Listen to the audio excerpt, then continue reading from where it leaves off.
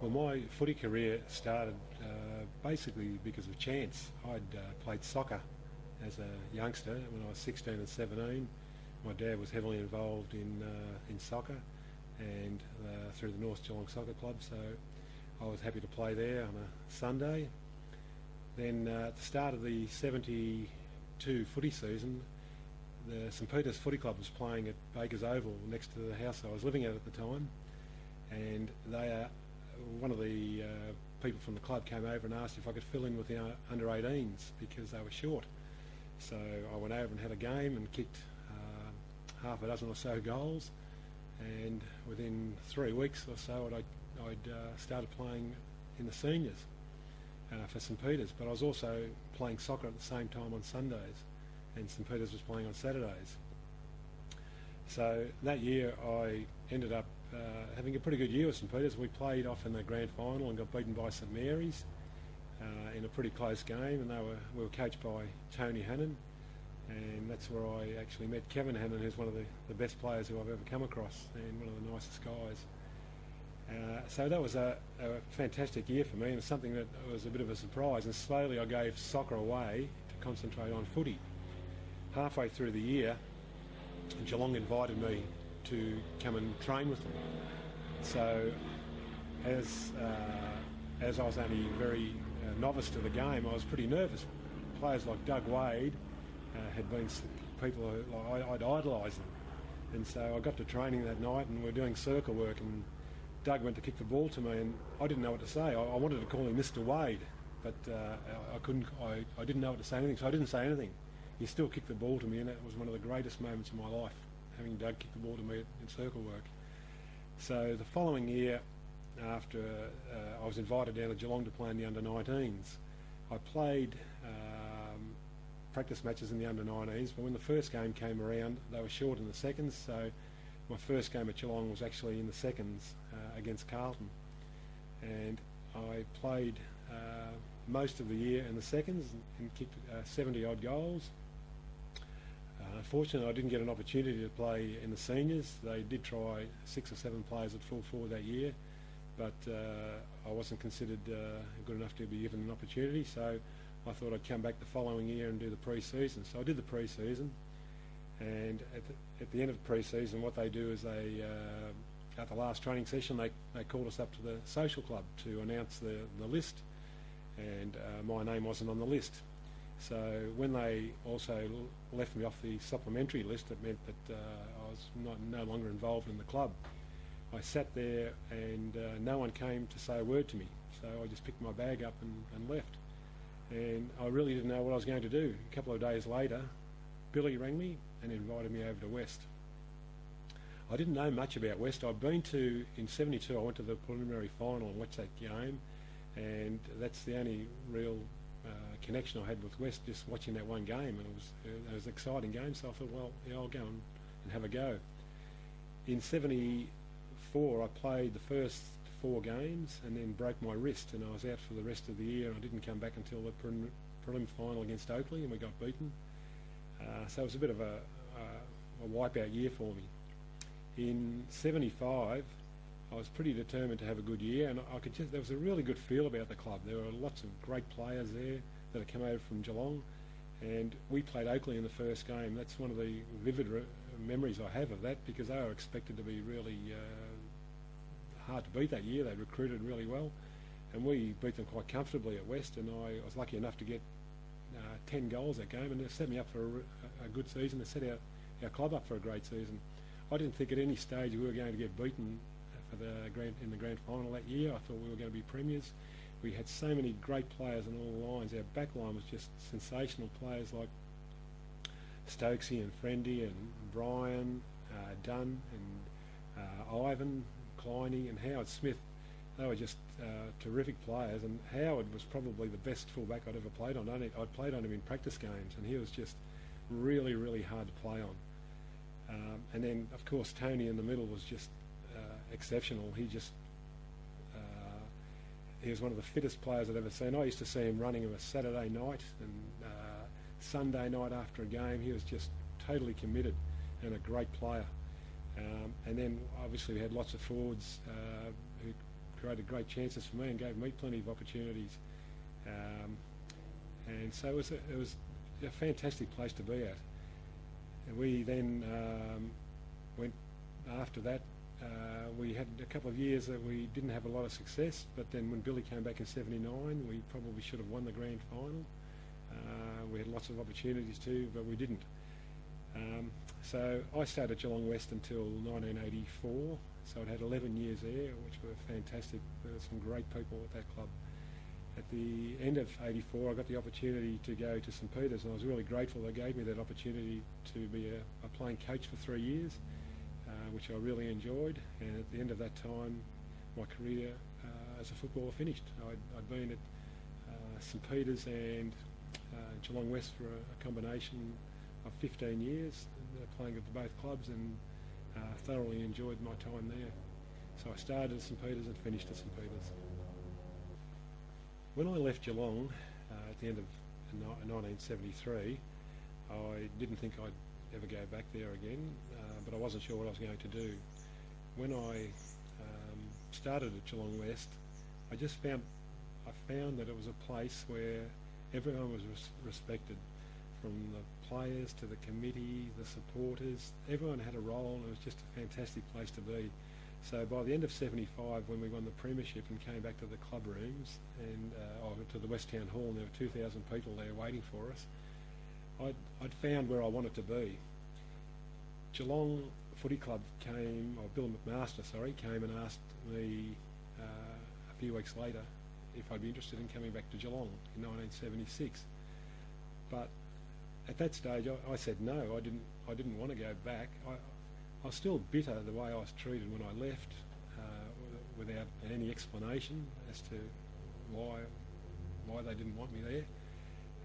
And I'd found somewhere where I wanted to be. I felt welcomed, and I really liked the people I was involved with at Geelong West. So at that stage, it wasn't a hard decision for me not to go back to Geelong. I don't know what Billy Goggins' take on this is, but if you ask him, he might explain it. I actually like to know. We had won 10 or 11 games in a row in '75, and we're going down to play the bottom team, Caulfield, down in Melbourne, and it was a little bit wet. So they took us to Robert Gannon's pub for breakfast, and during breakfast there we had plenty to eat, and Billy got up and spoke about how wet the day was, how cold it was, how miserable it was, how the change rooms at Caulfield were really small and uninviting. And as we were going down there, I thought, I don't really feel like playing today. We got down there, looked at the club rooms, tiny club rooms, and I certainly wasn't in the mood to play footy that day. I don't know how the other players were, but we got beaten by Caulfield. Billy didn't seem too upset. And we then went and won our next few games in a row against the better opposition. And I don't know whether Billy orchestrated that loss or not, but it certainly felt to me that that's what happened, and it was part of his plan. And then we got to the last game of the year, and he rested quite a number of players, and Lindsay Toolman came out onto the ground to play.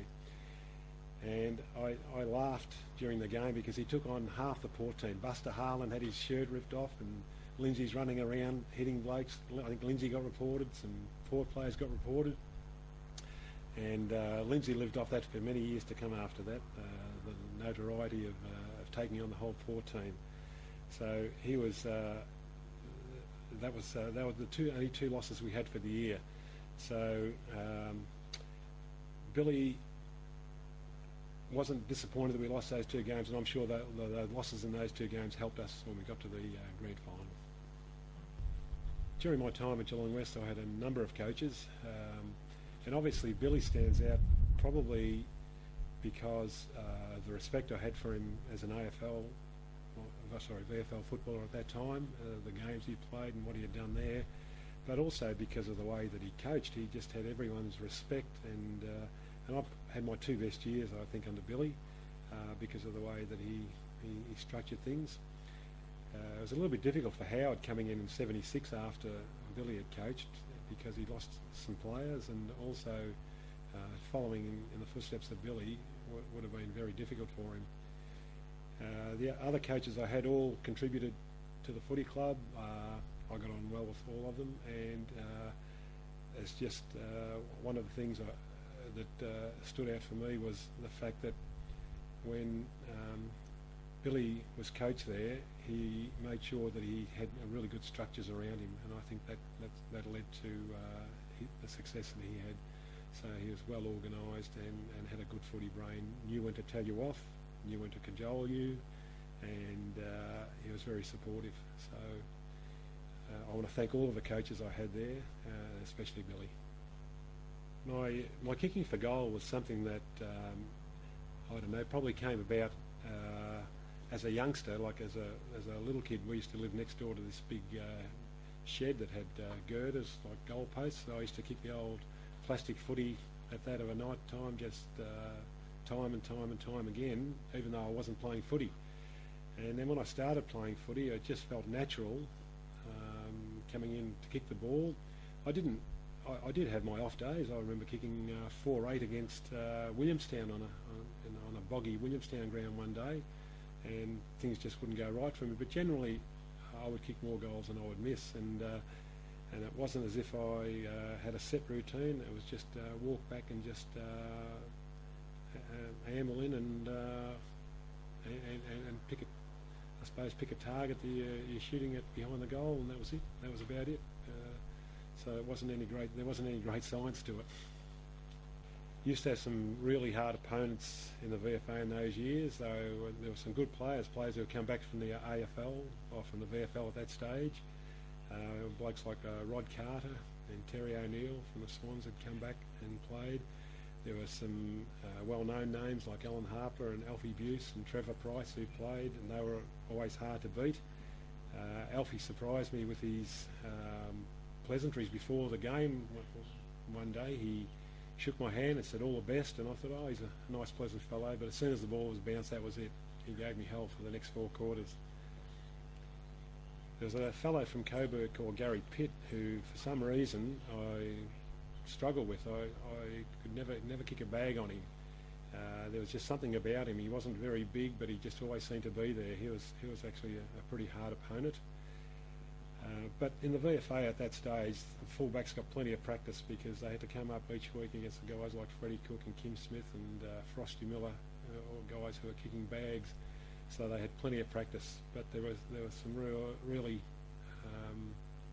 good players back in the VFA all over the ground. So it didn't matter whether you were playing at full forward or centre half back. You always had a good opponent. So First Division back then was really a high standard. The game today is really nothing like it was back in the 70s, whether it was VFL or VFA. The position play and the structures now are totally different. I don't know how I'd go playing today. There'd be a lot of defending you would need to do, running up and down the ground, and I think that's taken away a little bit from the game. I think part of the exciting thing was going to the footy and watching Doug Wade kick 12 or 13 goals, or even Freddie and Frosty kicking a bag full, standing up the other end, watching them in awe. So that was what got people through the gates, I think, in those times. So it has certainly changed a lot, and I'm not sure how I would go playing footy today, but back then it was thoroughly enjoyable. When I look back over my career, I really can't remember individual games. The memories I have are of the people I was involved with, right through from coaches who I respected, the supporters who were just really passionate and fantastic people, always supporting you whether you were winning or losing. The committees that were generally small, but they were really hard-working and good quality people. And the players that came to that club over the time I was there were just amazing. You made so many friendships, and it really didn't matter whether you were first picked in the seniors or last picked in the reserves. Everyone was treated the same way, and it was just a wonderful place to be at. It was a real privilege to be involved at Geelong West for all those years. We had some great times, and I think part of that success was due to, or the gelling of the players was due to the fact that we went down to Melbourne on bus every away game, and going down there you develop relationships, and after the games there, you'd stay for a little while, have a couple of drinks, and get back on the bus, have a couple of drinks, and listen to Yatesy belt out his rendition of whatever song, Big Bad John, that he used to sing, and things like that. And going back to the club rooms and meeting up there, it was just a really good place to be at. So my highlights are more about the people there of my career. And I was lucky enough to kick goals, and you don't kick goals unless you've got people who are passing the ball to you, and I've got lots of people to be grateful for. There were lots of funny moments. I used to have lots of laughs at Geelong West. Listening to people like Barry Eddy sledging other players on the ground, and even Wellesley. But see, with Wellesley, one thing he used to do, Greg, was he would run past my opponent and sledge my opponent, and so therefore I would then cop it from my opponent, and he'd run off down the field. So thanks, Wellesley. It was just great to be on the field with all of those players. I think that when I look back at my career, it's not.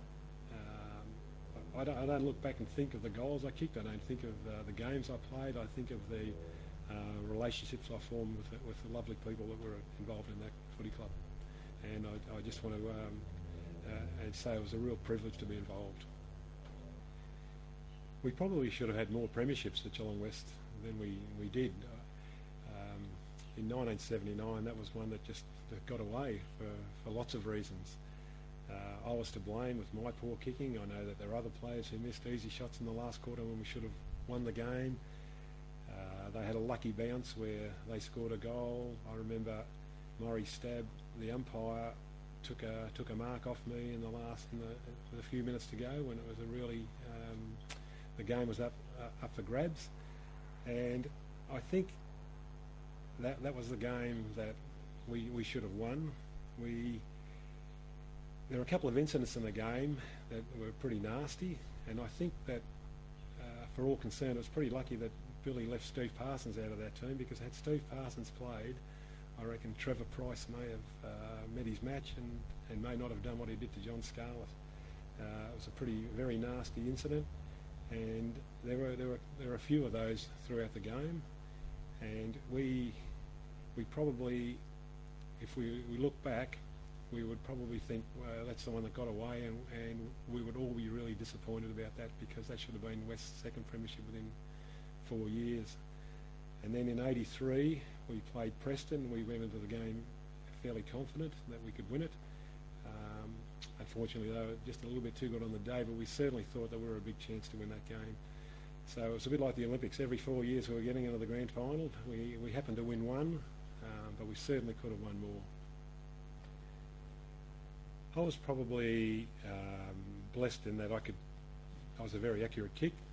That came about, I suppose, through lots of training. I used to train.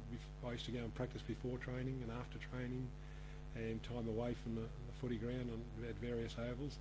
It was just something that I wanted to become good at, and I thought that was one of my assets. I thought I could read the game pretty well and get away from my opponents, and that in the first few metres I would get that break. And then on top of that, I was really lucky because I had players like Stephen Wolfe and John Hughes who were able to pinpoint passes so beautifully to me.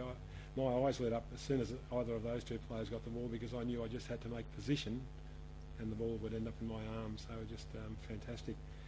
So I guess agility, and if the ball did hit the ground, some of the opponents were possibly a little bit bigger, so I had that advantage over them. And yeah, so I think I'd put it down to reading the play, accurate kicking, and having the players up the field who passed the ball really well to me. By the time 1984 came around, I could feel that I was starting to struggle a little bit with my fitness, and I thought that things were going to only get worse from there on. So I'd had discussions with Darky Harris through the year, and we sort of decided that was going to be my last year.